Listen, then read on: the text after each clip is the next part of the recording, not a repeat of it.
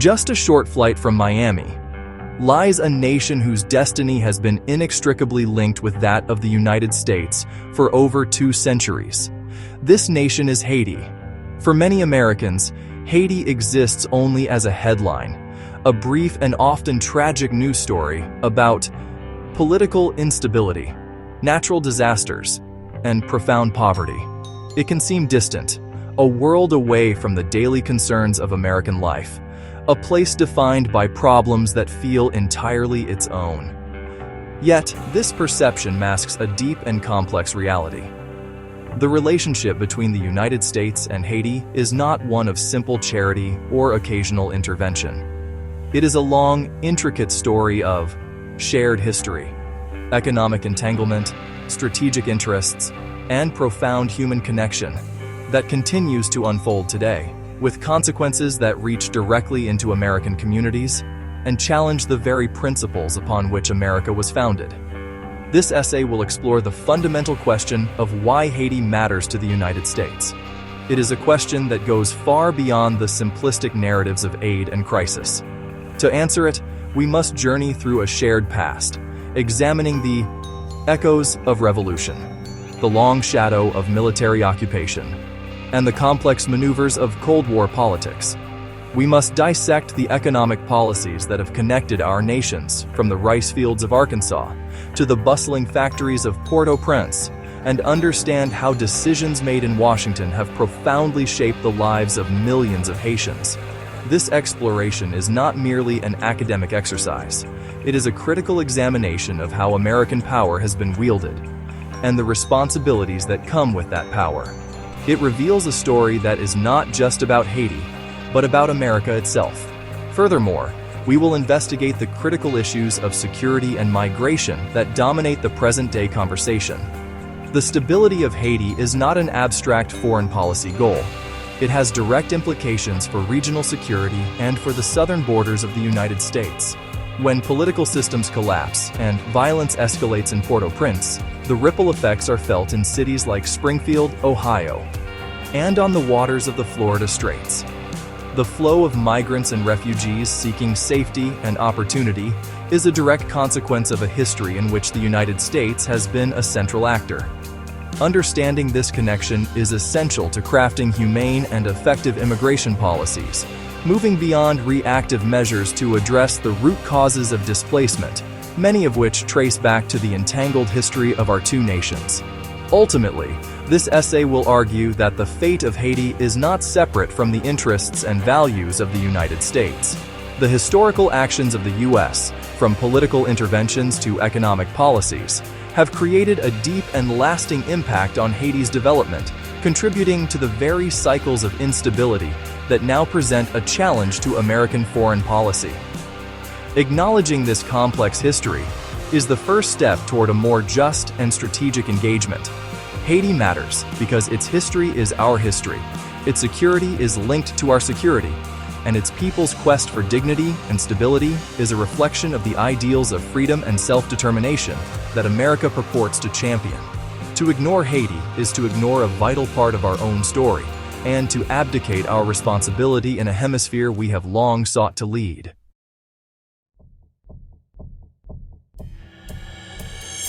The story of the United States and Haiti begins with a parallel struggle for freedom that should have made them natural allies.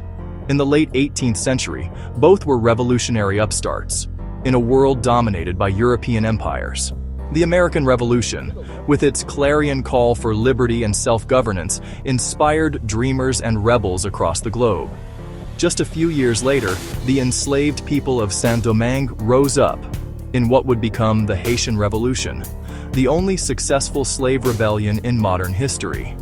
They fought not only for independence from France, but for the universal abolition of slavery, a radical idea that went even further than the American project. One might have expected the young United States, a young, scrappy, hungry nation itself, to embrace this new republic born from a similar fire. However, the birth of a free black republic was viewed not with admiration, but with deep-seated fear and hostility by the leaders of the early United States.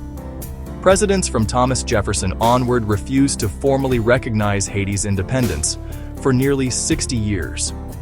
This diplomatic isolation was driven by the powerful interests of slaveholding states in the American South, who were terrified that the example of a successful Black republic would inspire slave revolts within their own borders.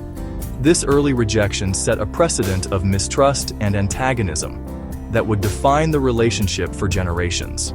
Instead of celebrating a sister republic, America treated Haiti as a threat, prioritizing the preservation of its own brutal system of chattel slavery over the principles of liberty it claimed to represent.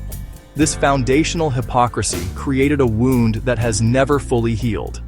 The 20th century saw this pattern of mistrust evolve into one of direct intervention and control. In 1915, citing political instability, U.S. Marines invaded and occupied Haiti, a military presence that would last for 19 years. During this time, the United States rewrote Haiti's constitution, seized control of its finances, disbanded its army, and imposed a system of forced labor. While the stated goal was to bring stability and modernization, the occupation centralized power in Port-au-Prince in a way that ultimately made the country more vulnerable to authoritarian rule. This centralization, which benefited American business interests, dismantled local governance structures and laid the groundwork for future dictatorships, most notably the oppressive regime of the Duvalier family. The American occupation was a formative and deeply traumatic chapter in Haitian history, reinforcing a narrative of American imperialism. Following the occupation, U.S. policy toward Haiti was largely dictated by the Cold War. The United States provided financial and military support to the brutal dictatorships of François Papa Doc Duvalier and his son, Jean-Claude Baby Doc Duvalier. These regimes terrorized the Haitian people with their paramilitary force, the Tonton Macoute, which was trained and equipped with American support. The justification for backing these despots was their staunch anti-communist stance. In the grand chess match against the Soviet Union, the human rights and democratic aspirations of the Haitian people were deemed expendable. This policy of propping up dictators in the name of stability ensured that American corporations could continue to exploit cheap Haitian labor, while preventing any perceived drift toward communism, further entrenching the cycles of poverty and political violence.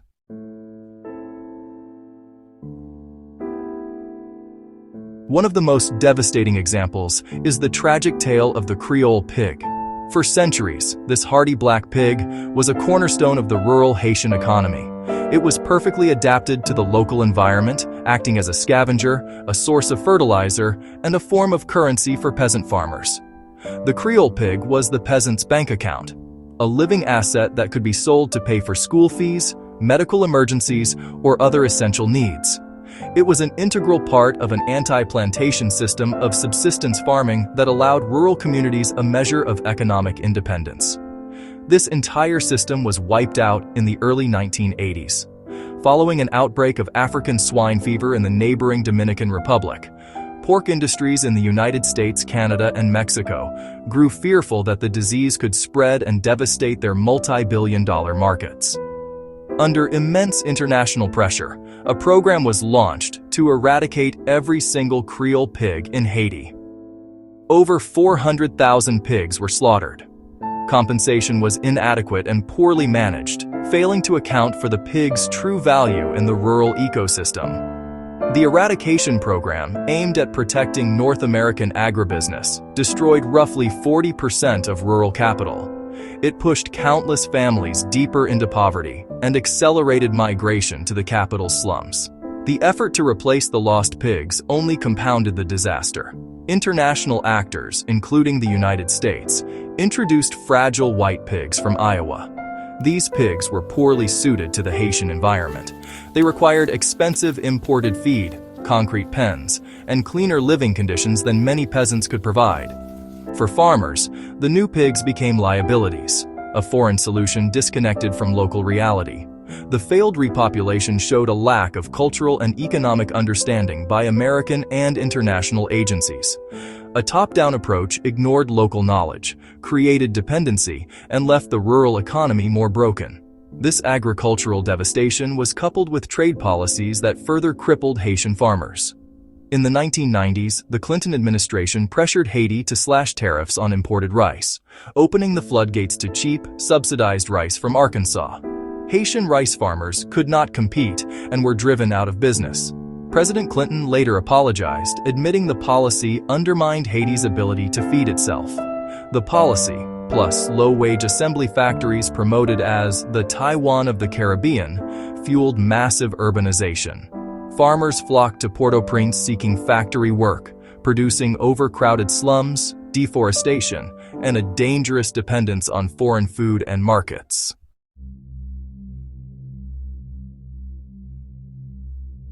The long history of political interference, damaging economic policies, and neglect has culminated in the profound crisis gripping Haiti today. The country is in a state of near-total collapse, with no functioning elected government since the assassination of President Jovenel Moïse in 2021. Heavily armed gangs, many of whose weapons are trafficked from the United States, now control an estimated 90% of the capital, Port-au-Prince. They terrorize the population, control critical infrastructure, ports, fuel terminals, and engage in widespread violence, kidnapping, and extortion. This breakdown of the state is not a sudden event, but the logical endpoint of decades of weakened institutions, political instability fostered by foreign powers, and the despair of a population with few economic opportunities. The chaos in Haiti is a direct threat to regional stability and a pressing national security concern for the United States. This crisis has triggered a significant humanitarian and migration challenge. Hundreds of thousands of Haitians have been internally displaced, and many more are attempting to flee the country in search of safety.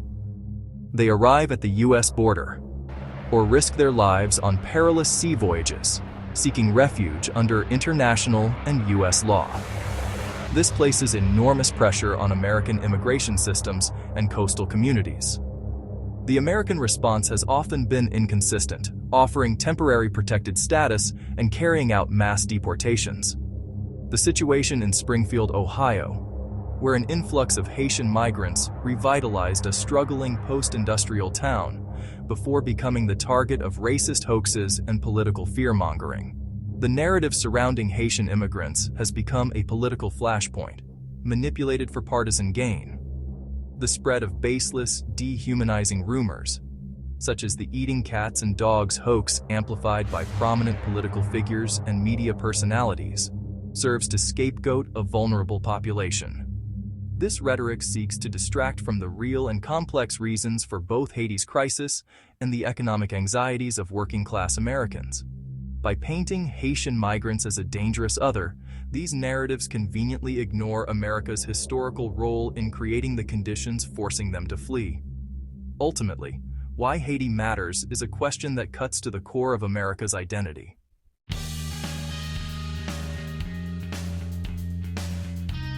In the final analysis, Haiti matters to America because its fate is inextricably and historically bound to our own. It is not a distant, unrelated country whose problems are its own making.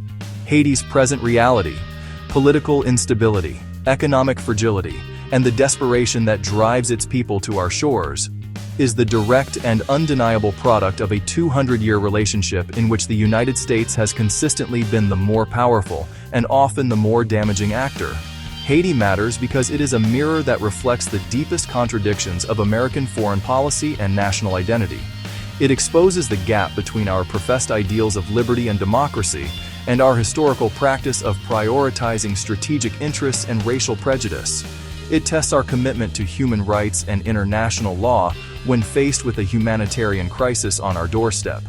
The way we treat Haiti, whether we choose to continue a legacy of exploitation or to forge a new path of genuine partnership, is a measure of our own national character.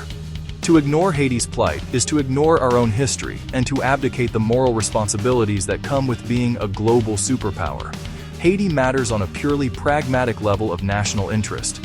An unstable, failing state just 700 miles from Florida is a direct threat to American security.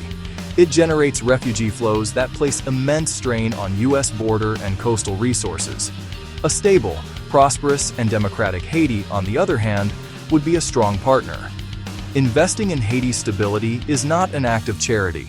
It is a strategic investment in our own security and prosperity. Ultimately, Haiti matters because Haitians matter. Behind the statistics and the geopolitical analysis are 11 million human beings with the same desires for safety, dignity, and opportunity as anyone else.